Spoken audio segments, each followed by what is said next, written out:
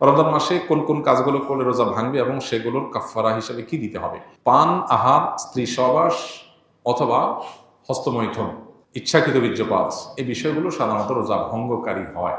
ইচ্ছাকৃত যদি রমজান মাসে মানুষ রোজা ভেঙে ফেলে, রেখেছে ভেঙে ফেলেছে, তাহলে সেক্ষেত্রে স্ত্রী সহবাস করে ফেলেছে, খেয়ে ফেলেছে, পানাহার করেছে কিংবা হস্তমৈথুন করে ফেলেছে, তাহলে ওই রোজার জন্য ফুকাহে আহনাফের ফতোয়া অনুযায়ী একটা রোজা কাজা যেহেতু ভেঙে ফেলেছে, আর 60টা রোজা টানা কাফারা রাখতে হবে, মোট 61টা।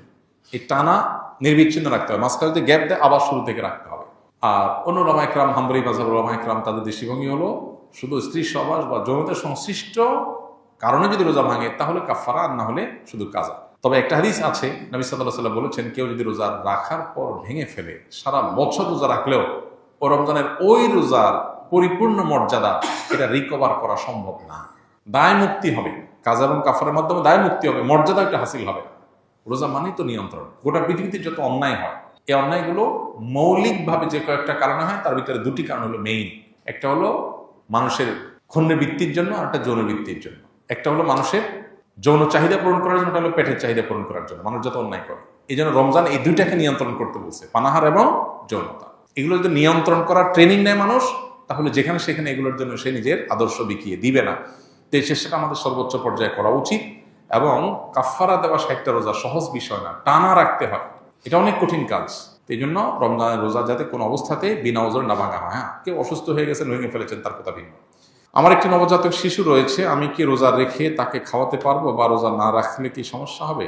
রোজা রেখে বাচ্চাকে তো খাওয়াতে কোনো সমস্যা নেই, রোজা রেখে তো নিজে খেতে অসুবিধা, বাচ্চাকে খাওয়াতে কোনো অসুবিধা নেই। তবে কোনো মা যদি রোজা না রাখেন, বাচ্চাকে খাওয়াতে হবে সেজন্য, তো সেটা জায়েজ নেই। এতটুকু ঠুনকো অজুহাতে রোজা না রাখার সুযোগ নাই। বাচ্চাকে আপনি খাওয়াবেন, দুধের বাচ্চা যদি হয়, দুধের বাচ্চা দুধ একটু কম পাবে, তাতে বাচ্চা মারা যাবে না। প্রয়োজনে আপনি দিনের বেলা একটু বেশি ঘুমিয়ে থাকেন বাচ্চা সহ, লাইফস্টাইলটা চেঞ্জ করেন, রাতের বেলা একটু বেশি সময় জেগে থেকে কাজ করেন, যাদের দিনের বেলাতে রোজা রাখার কারণে দুধ কম আসে। বিভিন্নভাবে আমরা এটা রিকভার করতে পারি, বিকল্প খাবারের ব্যবস্থা করতে পারি। হ্যাঁ, কোনো রাস্তা যদি না থাকে, মরণাপন্ন হয়ে যায়, আল্লাহ না করুক, এরকম রিস্ক করলে তখন রোজা না রেখে অন্য সময় রোজা রাখার সুযোগ আছে। আমার বাবা চোখের জেনা করে, মহিলাদের সাথে শয়তানি করে, এখন আমার করণীয় কি? আমার বাবাকে দেখলে ঘৃণা লাগে, তার সাথে কথা বলতে মন চায় না। খুবই দুর্ভাগ্যজনক এবং অত্যন্ত লজ্জাজনক একটা বিষয়। কত বিচিত্র এই পৃথিবী দেখেন, কত বাবা মা সন্তানকে বিপদগামিতা থেকে বাঁচাবার জন্য লড়াই করেন। আছে না অনেক বাপ মা, ছেলেটা নষ্ট হয়ে গেছে, পাগলের মতো অস্থির। বেশিরভাগ ফ্যামিলিতে তো এইটাই হয়। কিন্তু এই প্রশ্নে আমরা দেখলাম উল্টাটা, যে বাবা বেলাইনে যাচ্ছে, বা ছেলের মধ্যে আল্লাহর ভয় আছে, বা ছেলের মধ্যে সততা তাকওয়া আছে, তে সে এই গুনাহের প্রতি ঘৃণাবোধ তার তৈরি হয়েছে, বাবার কর্মে সে বরং বিব্রত এবং অস্বস্তিতে আছে। আমরা দোয়া করি আল্লাহ তাআলা তার বাবাকে পরিপূর্ণভাবে ইসলাহ এবং সংশোধন করে দেন। যে ভাই প্রশ্ন করেছেন তাকে বলবো, বাবা মা এরকম আমাদের সিনিয়র কেউ যদি কোনো গুনাহে, কোনো অন্যায় লিপ্ত থাকে, খুব স্বাভাবিক আমাদের কষ্ট লাগবে। এই কষ্টের কোনো সীমা নাই, কিন্তু মনে রাখতে হবে দিন শেষে আমরা আল্লাহর গোলাম, আল্লাহর দেওয়ার সীমানা আমরা ক্রস করবো না। বাবা যদি অন্যায় করে, বাবাকে আমি বোঝাবার মতো হলে আমি বোঝাবো, আর যদি এই অন্যায় নিয়ে আমি বোঝাবার মতো না হয়, তাহলে অন্য কাউকে দিয়ে বোঝাবো। মাকে বললাম, অন্য কাউকে বললাম। আমার বিভিন্ন প্ল্যান থাকবে, মসজিদের ইমাম সাহেবের সাথে একটু দোস্তি করে, খাতির করে তাকে দাওয়াতি কাজে লাগিয়ে দিলাম, যে আমার বাবার দিকে আপনি একটু মনোযোগ দেন, তাকে একটু দাওয়াত দেন। যারা এলাকাতে দাওয়াতি কাজ করেন, বিভিন্ন ইসলামিক অর্গানাইজেশন, মুভমেন্ট, দাওয়াতি কাজের সাথে আছেন, তাদেরকে ধরাই দেন, তারা যেন আপনার বাপকে টার্গেট করে দাওয়াতি কাজ করে তাকে যেন ইসলাহের উদ্যোগ নেয়। আপনি বিভিন্ন প্ল্যান করেন, আর সেই সাথে চোখের পানি ফেলেন। মনে রাখবেন, আবু হুরায়রা রাদিয়াল্লাহু তাআলা আনহুর চোখের পানি তার মায়ের হেদায়েতের কারণ হয়েছিল। যাই না আমরা নবীজির কাছে এসে বলছি, ইয়া রাসূলুল্লাহ একটু দোয়া করেন আমার মায়ের জন্য, আমার মা ইসলাম গ্রহণ করে নাই এখনো, আমাকে প্রচুর মারধর করে, আমি মুসলমান হয়েছি সেজন্য। নবী সাল্লাল্লাহু আলাইহি ওয়াসাল্লাম দোয়া করে দিয়েছেন, আল্লাহ আবু হুরায়রার মাকে তুমি হেদায়েত দাও। বাসা যায় দেখে মা ইসলাম গ্রহণ করার জন্য প্রস্তুত। তো এই জন্য দোয়ার প্রতি ইয়াকিন থাকতে হবে। নবী সাল্লাল্লাহু আলাইহি ওয়াসাল্লাম বলেছেন, আল্লাহর কাছে দোয়া করবা ইয়াকিন নিয়ে, যে আমার দোয়ায় কাজ হবে।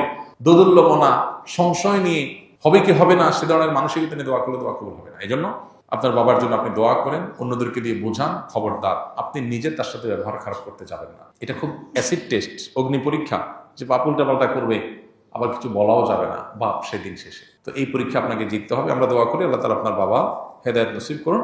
চেষ্টার পরও যদি তিনি তার পথ থেকে ফিরে না আসে, তাহলে সেক্ষেত্রে আপনি সন্তান হিসেবে যতটুকু সম্ভব তাকে আপনি ততটুকু বলতে পারেন, কিন্তু সেটা যেন সীমানা ছাড়িয়ে না যায় লক্ষ্য রাখতে হবে। কেউ রমজান পেল কিন্তু গুনাহ মাফ করাতে পারলো না, তার জন্য ধ্বংসের বদদোয়া করেছেন জিবরিল। নবী সাল্লাল্লাহু আলাইহি ওয়াসাল্লাম বলেছেন আমিন, আমি এটাকে সমর্থন করি। তার মানে জিবরিলের দোয়াতে নবী সাল্লাল্লাহু আলাইহি ওয়াসাল্লামের সমর্থন, এই দোয়া তো বিফলে যাবে না। তার মানে রমজান পেয়েও যদি আপনি মাফ না পান, তাহলে ধ্বংস কেউ ঠেকাতে পারবে না। এটা চরম একটা দুর্ভাগ্য। এই জন্য রমজান মাসে যে কোনো মূল্যে আল্লাহর কাছ থেকে মাগফিরাত পাওয়ার চেষ্টাটা সেরকম আল্লাহর কাছে প্রত্যাশা রাখার মতো করে ইবাদতবন্দি করা দরকার এবং মাগফিরাত কামনা করা দরকার।